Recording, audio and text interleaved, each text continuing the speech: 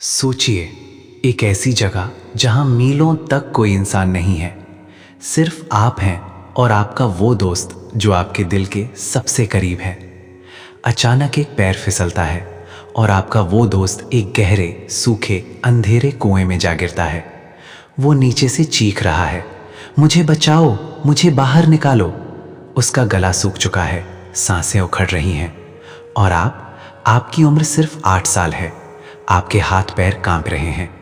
आपके पास दो ही रास्ते हैं, या तो डर कर वहां से भाग जाओ और अपने दोस्त को तड़प तड़प कर मरते हुए देखो, या फिर कुछ ऐसा करो जो विज्ञान, समाज और इस पूरी दुनिया के नियमों के खिलाफ हो। क्या एक 8 साल का बच्चा अपने से दुगने वजन के बच्चे को एक कुएं से अकेले खींच सकता है?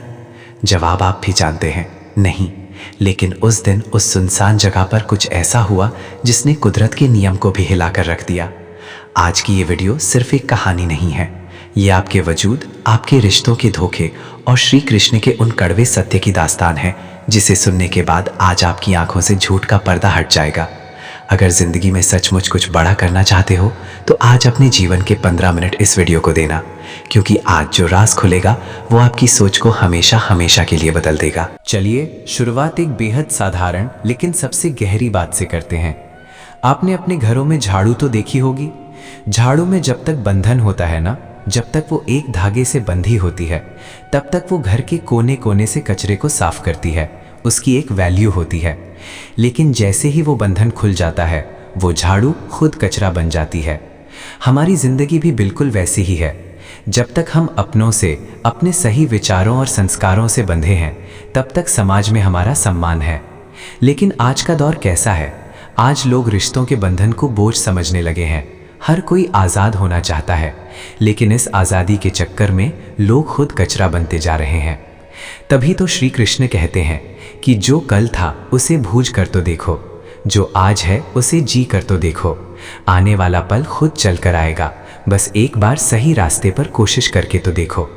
लोग अतीत के दुखों में रोते रहते हैं, पर याद रखना, पछतावा कभी अतीत नहीं बदल सकता और चिंता कभी भविष्य नहीं संभल सकती। इसलिए वर्तमान का आनंद लेना ही जीवन का सच्चा सुख है। एक बात हमेशा याद रखना, स्वाद छोड़ दो तो शरीर को फायदा होता है और विवाद छोड़ दो तो संबंधों को फायदा होता है। इसी तरह अगर ये व्यर्थ की चिंता छोड़ दो तो आपकी पूरी जिंदगी को फायदा होता है।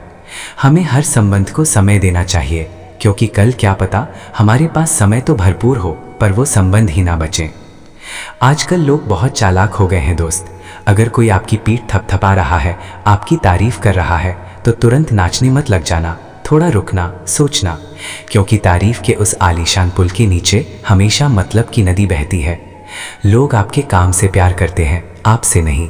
जिस दिन मतलब खत्म, उस दिन तारीफ की जगह गालियां ले लेंगी। क्या आपके साथ कभी ऐसा हुआ है कि आपने किसी के लिए अपना सब कुछ दांव पर लगा दिया और बदले में उसने आपको धोखा दिया?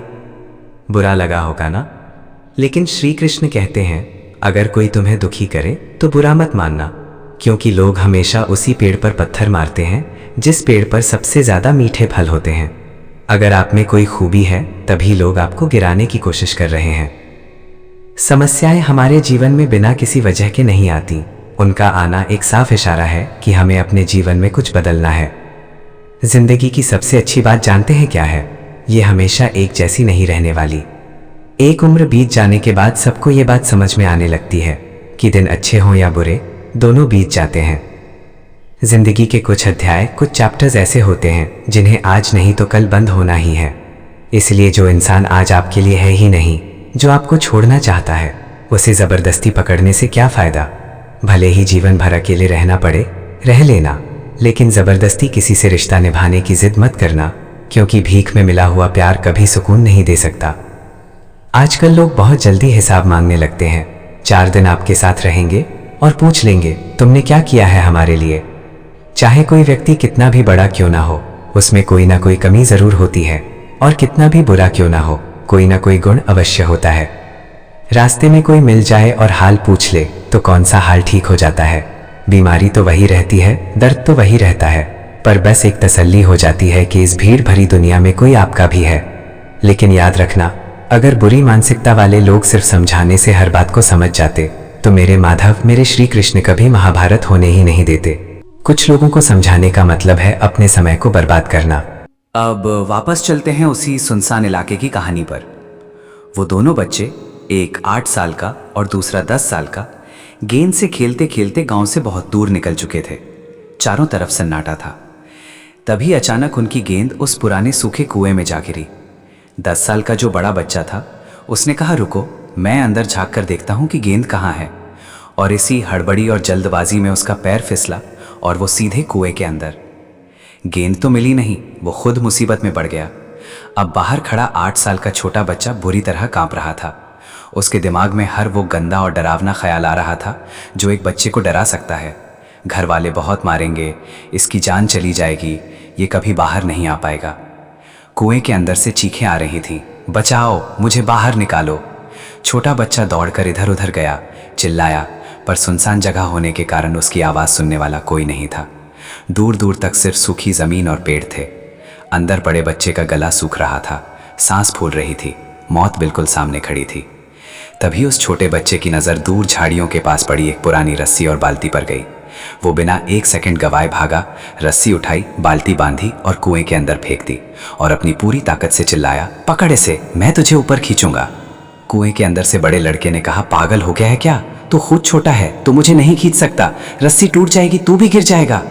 लेकिन उस 8 साल के बच्चे ने अपने दिमाग की खिड़की बंद कर ली थी। उसने कहा, बस पकड़ इसे, मैं खींचूंगा।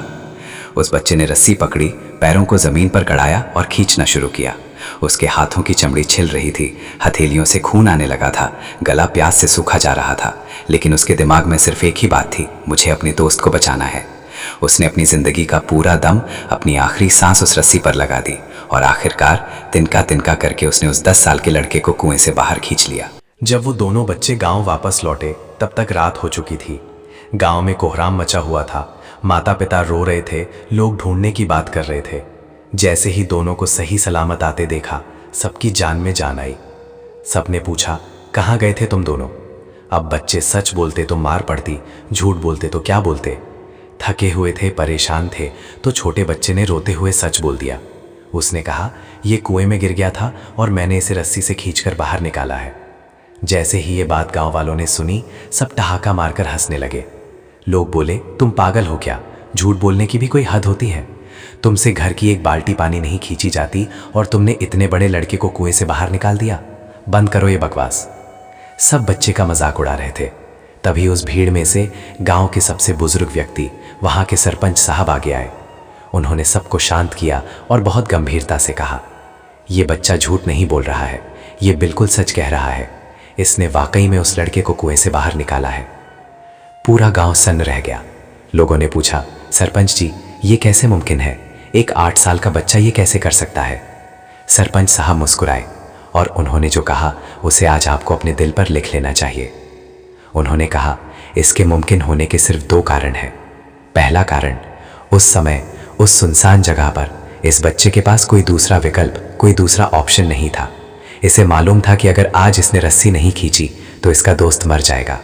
और दूसरा सबसे बड़ा कारण, उस कुएं के पास दूर दूर तक इस बच्चे को ये बताने वाला कोई नहीं था कि तुझसे ये नहीं हो पाएगा। यहाँ तक कि इसके खुद के अंदर का डर भी उस समय शांत था। दोस्तों, यही हमारी जिंदगी का सबसे बड़ा सच है। जब किसान बिना चाबी के कोई ताला नहीं बनाता, तो वो ईश्वर, वो परमात्मा वैसी समस्या का निर्माण क्यों करेगा जिसका कोई हल ही ना हो। अगर आप जीवन में सक्सेस पाना चाहते हैं तो इन 2 बातों को गांठ बांध लीजिए। पहला, अपने पीछे के सारे बहाने, सारे ऑप्शंस बंद कर दीजिए कि अगर ये नहीं हुआ तो वो कर लूंगा। आपको करके ही दिखाना है। और दूसरा, जब आपके आसपास के लोग, आपका समाज कहने लगे कि ये तेरे बस का नहीं है, तो बहरे बन जाओ, उनकी बातों को सुनना बंद कर दो। कामयाब होने के लिए अकेले ही आगे बढ़ना पड़ता है मेरे भाई। लोग तो पीछे तब आते हैं जब आप कामयाब होने लगते हैं। रख भरोसा खुद पर। नक्शे तो पक्षियों के पास भी नहीं होते, फिर भी वो आसमान में अपना रास्ता ढूंढ लेते हैं। उठो, मेहनत करो और दिखाओ करके कुछ ऐसा कि दुनिया करना चाहे आपके जैसा। इस वीडियो में बस इतना ही।